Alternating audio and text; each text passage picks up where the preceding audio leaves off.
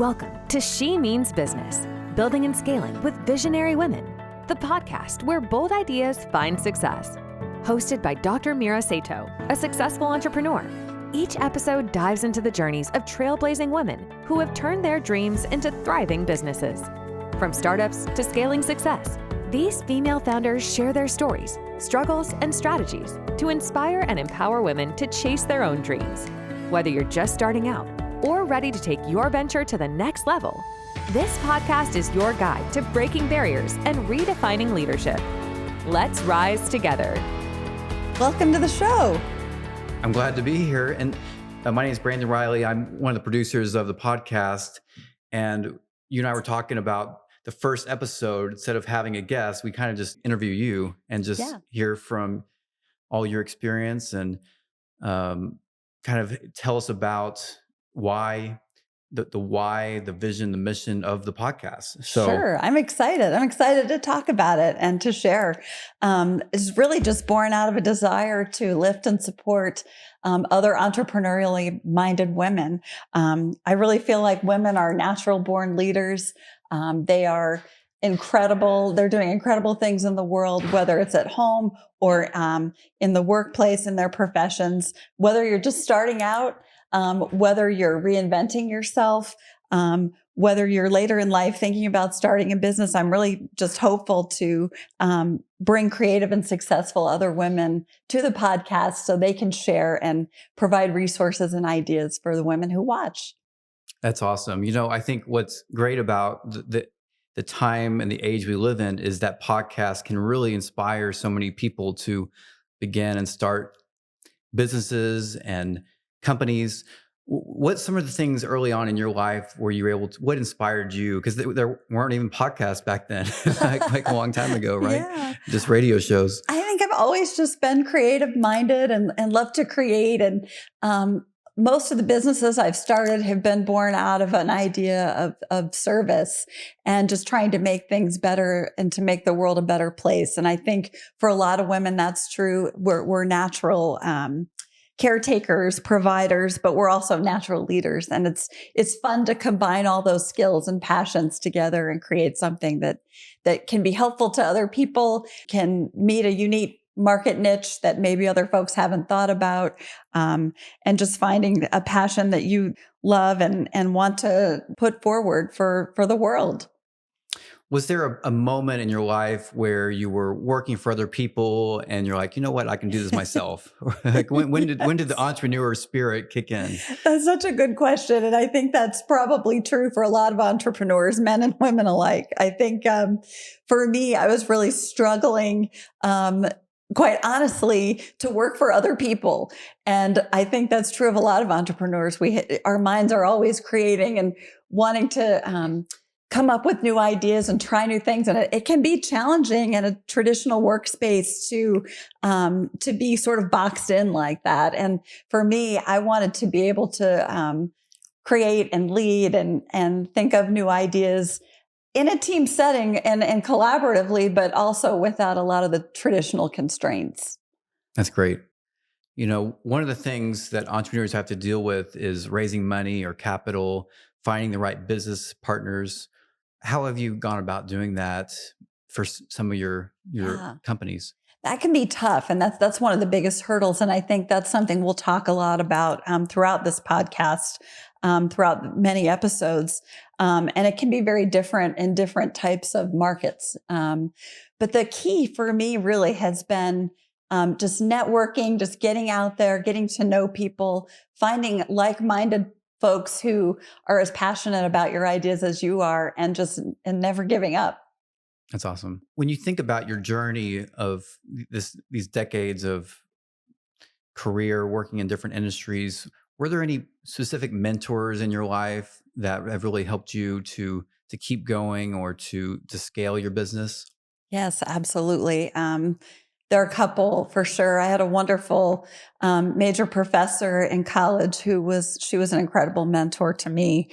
I just loved her. And but all throughout my career path, absolutely, there have been important mentors. And I think that's why this podcast is so important, because we want to bring a lot of women together and give them a lot of ideas and resources for mentorship, because you can't do this alone. You can't be an entrepreneur in a silo or in a bubble or on your own. You need help, and it's okay to get help, and it's okay to network, and you have to, in order to have the resources that you need and to keep sort of that fuel and engine going for yourself, to build and create the things that you're passionate about. So mentors are essential. Mm-hmm. One thing we were talking about earlier is this idea of balancing passion with being practical, when you're launching your business, because, a lot of entrepreneurs are very passionate, but their ideas may be, so big, but you got to start somewhere, right? So how do you get started? Maybe you don't have the capital, maybe you just have the idea on paper. What's your idea to just get started? Well, there are a lot of resources that you can go to in your local communities to get started. One of the best things that you can do is go to your local chamber of commerce or your state chamber. They have a lot of resources for small business owners, lots of resources, networking opportunities, breakfasts, things that you can go to. But I would also encourage you, whatever field you're in, whatever market, whatever niche, whatever industry, to avail yourself of associations, conferences, networks.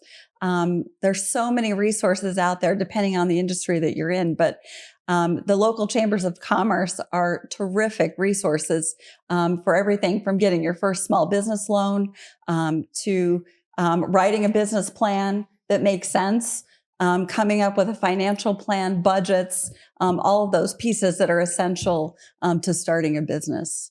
That's great. When you think about, kind of the buckets of a business, the gears that make it move, you have your financial part, you have your organizational part. Are there things that you like to bring to each business, or your ideas or values that you bring to every business that you start or work in? I think it's getting it back again to that idea of service. There are lots of excellent books out there about servant leadership. I think if you see it as, making an important contribution to an industry, following your dreams, something you're passionate about, but also something that will make the world a better place, or will make a product a little bit better, or a service a little bit better, something that you can do to change people's lives for the better, and come up with something they really need, or maybe something they don't know they need yet. Mm-hmm. I think that's really, really important. That's great. One question I wanted to dive into is this idea of kind of pivoting. You sometimes you might start something and then you might have another business in mind. You worked in a lot of sectors. You've worked in education, you worked in hotel industry, you've worked in the film industry. What has inspired you to pivot and kind of do multiple things? Well, I think life takes you down many paths, and I always enjoy hearing about everyone's journey. And I'm excited to hear about a lot of the women that we're going to bring on this podcast. But for me, you start out in one industry, you feel like you make a contribution, and sometimes it's time to make a change. And so I recently sold my education management company after 22 years, and it was highly successful, and I had a lot of fun doing that. But also got interested into the film industry, like you mentioned, and that's been great too. So I think it's different for everybody. I don't think anybody's paths are the same, and most people don't have a straight and narrow path. Like from the time they graduate high school or college to the time they start a business, I think it changes over time, and that's okay. Exactly. It's okay. Sometimes your life just naturally shifts to wanting to do different things and chase different things, and it's okay. Yeah. And it's exciting. It's exciting.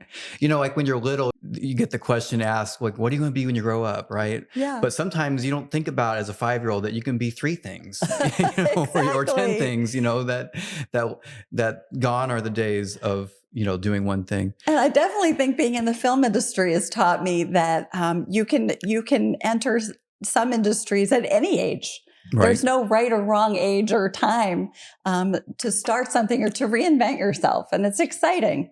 You know, we get one life, but it's hopefully a long life, and we get to try different things and learn new skills and ideas and meet new people in different industries. And it's fun. For the person out there, the hopeful woman entrepreneur, maybe the successful woman entrepreneur out there that's listening to the podcast, what advice would you give to them if they're kind of stuck, or maybe that they want to scale their business? What next step would you give them? Well, first, I would say never give up. Follow your dreams. Do what you love. Don't do something that's, just a job or just starting a business for starting a business sake. Start one that you love, that you're passionate about. It will never be work, because it's something that that you get excited to get up and work on every day. And your dreams will become reality if you follow a dream that you love and that you're passionate about. It will. If somebody wants to learn more about the podcast, get in contact with you, what's the best method at this moment? Well, you can start with our Instagram handle. It's she_means_business_podcast. And it'll also be available on Spotify and all the usual podcast networks and Apple Podcasts. Yeah, Apple Podcast. Okay, great.